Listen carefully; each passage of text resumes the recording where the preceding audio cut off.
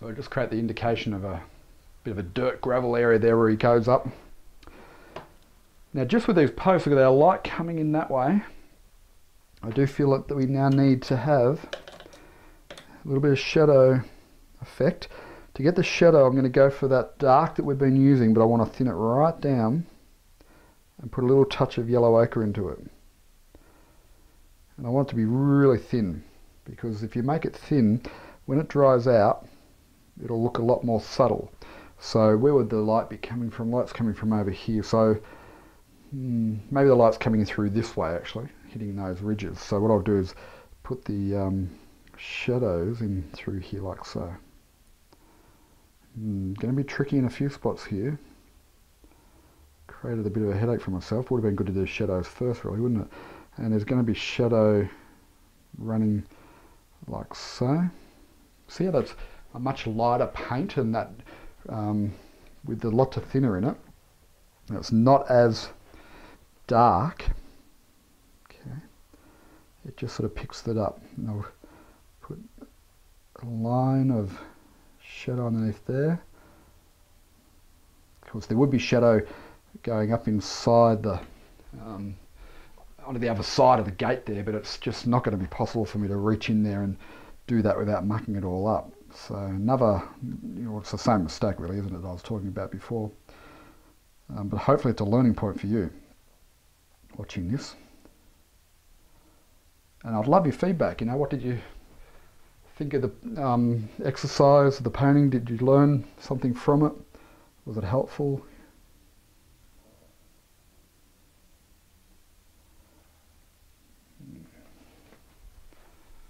Okay, now a couple of those I've got a little bit too uniform looking.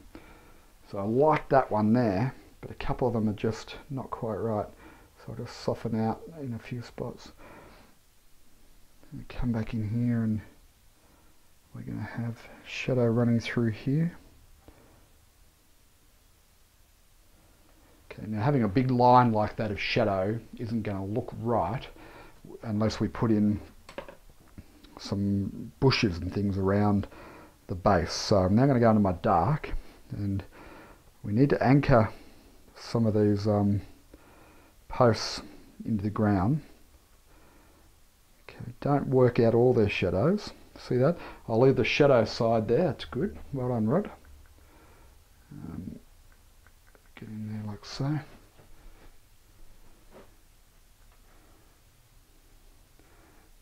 I'm going to create some little bushes in there.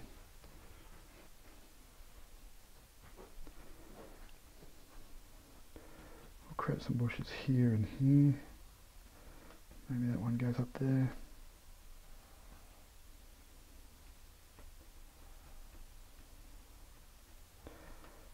Around there. Okay, so we're losing a few of those shadows by putting in this dark, but when we put the the mid value on there, it'll look right.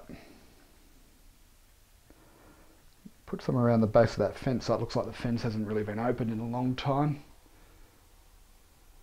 Okay.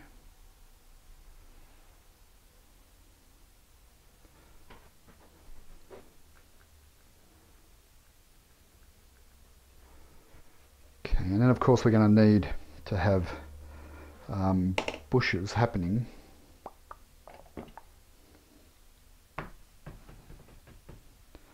in here. This is along the path here. Keep them horizontal on the base there.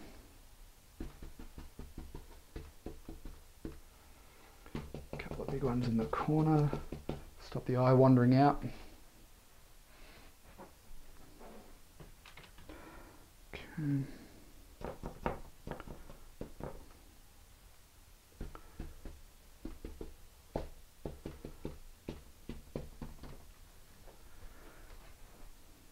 Like so.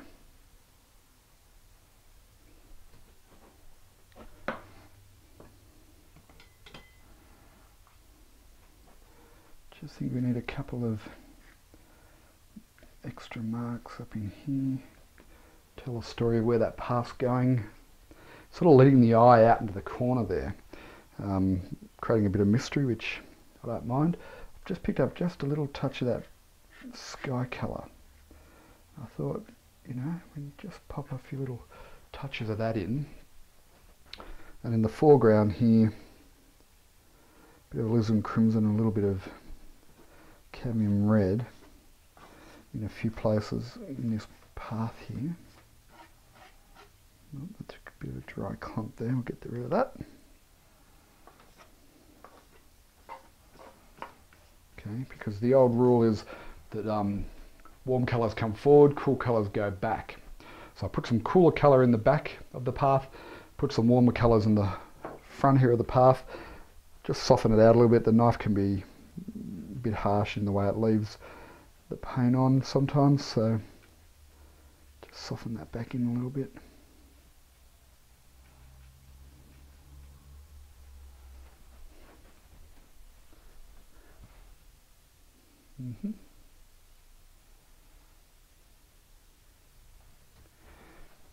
Okay, there's a couple of little touch-up things, like for instance, I think I need to get just a bit more dark happening in places along here. Just because that back field is so light, it was too close to the same value.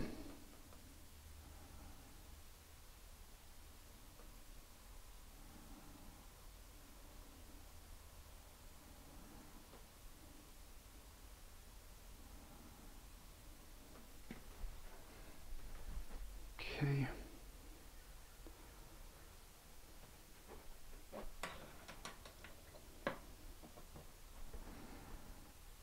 And let's now get in some highlight colours on here.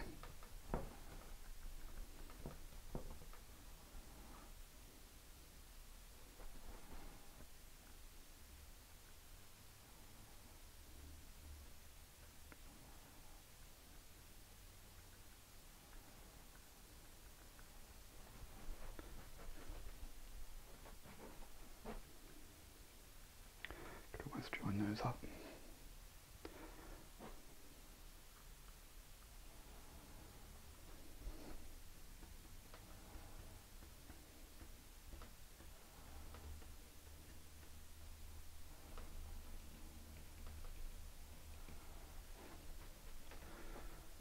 Okay, so it sort of draws your eye into the gate there and then through to those distant mountains, which I like. Got a very subtle sky. I didn't even put any clouds in the sky. I don't know how that happened. I was in such a hurry to get to the mountains, but that's okay because it looks like we've got a perfectly clear day. Let's get in some birds flying through here.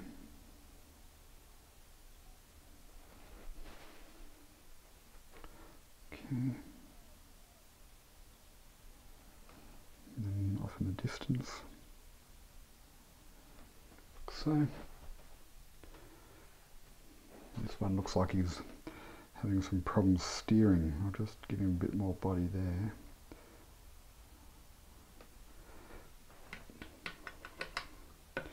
Key is don't panic if you've got it looking wrong. Mix up that sky colour. Got to get the right value, of course.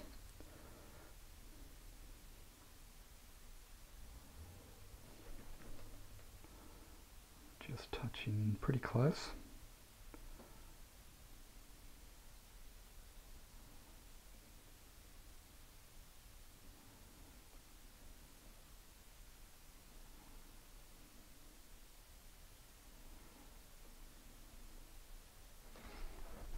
Okay, when that dries off, that'll look a lot better.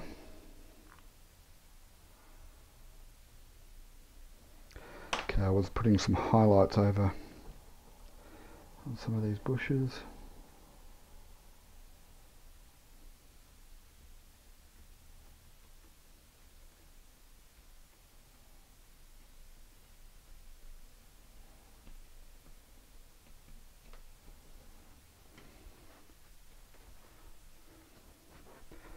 A little bit more shadow that we were putting in before.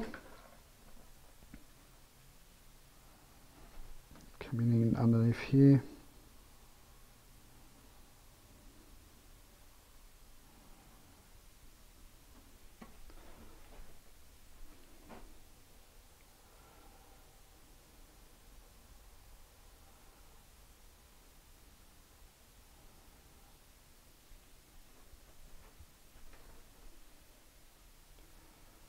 Okay.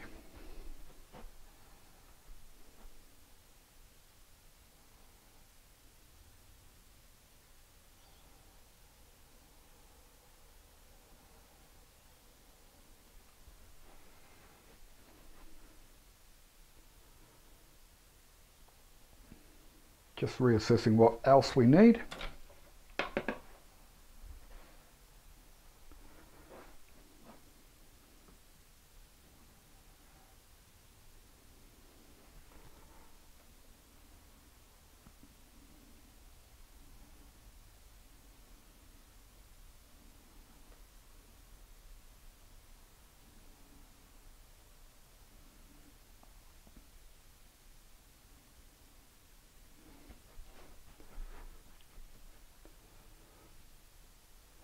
In fact, with this one where I've made the mistake, it's very easy to just correct it by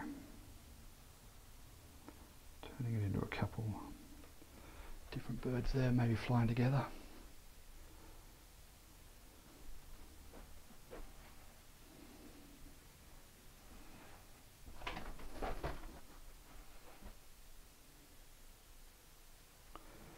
Okay, and there's lots of little finishing details that we could easily put in, depending on how much time you want to spend. I mean, the purpose of it today is really just to create just a little demonstration for you, but you could easily put in another little tree in there,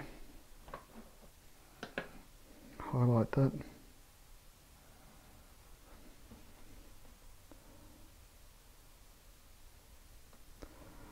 A bit too bright, just get a bit more yellow ochre into that.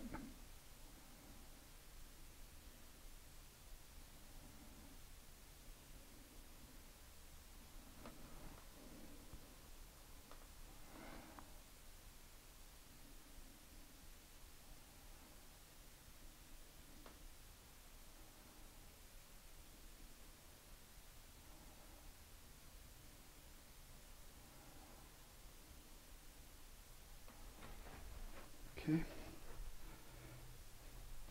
A few bits and pieces like that. Now, I'm not happy at all with those two birds together.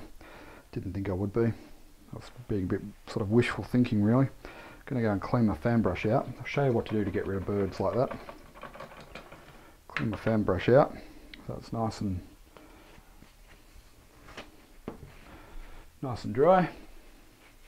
Okay. I'll get a little bit of that blue that I was just playing around with. And what we do is we just eliminate those birds. I'm going to turn that into, well, we're just going to blend that in until it disappears. So you get rid of birds if they're annoying you, in case you're wondering.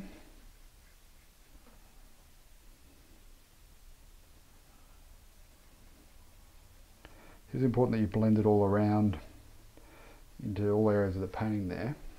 You can almost turn that, it's just a little bit light in value, so I'll just pick up a little bit more ultramarine blue, but you could almost turn that into a streak of cloud if you wanted to, if you didn't want to fuss with it too much.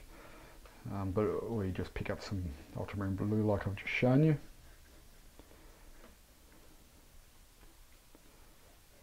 Keep working that in.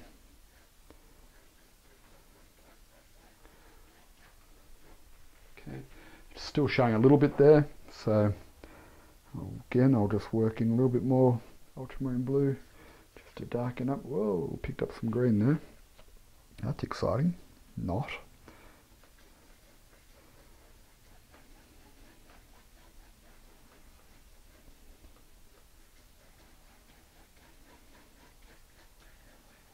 Okay, just here. So I'm extending that change in colour, you know, as far as I can, so it's not looking so harsh. Drying off the brush, just coming in there. Careful you don't touch that other little bird rod. I want to eliminate the one of them, and don't touch the tree either. Okay, just run that up in there a little bit. Create a few little lines in the sky there. And you know what, I think that's probably all we need to do. There's just one little bit that's bothering me. There's always going to be one little bit that's bothering me, of course. However,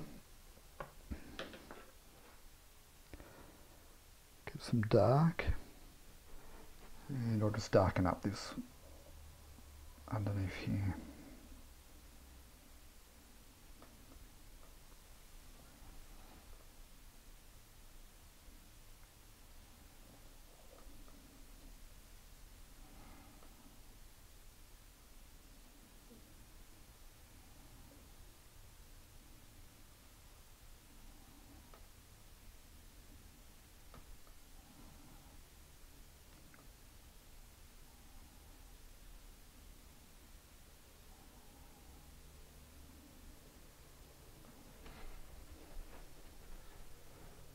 There we go. Well, that finishes our little Australian outback scene with our rustic old gate looking across to the mountains in the background with the sunlight on them there. Hope you've enjoyed the demonstration. Have a go at it yourself and let me know how you go. Now, if you want to learn more about painting, make sure you drop by our website, freepaintingvideos.com, and we'll give you a series of 5 days worth of videos training you on how to use the wet on wet method, how to get started if you're just an absolute beginner. I'll tell you all about the brushes and the paints and everything you need to know in the 5-day video series. So drop by freepaintingvideos.com and or drop by moreartschool.com. We'd be happy to see you over there. Until next time, happy painting. Cheers for now.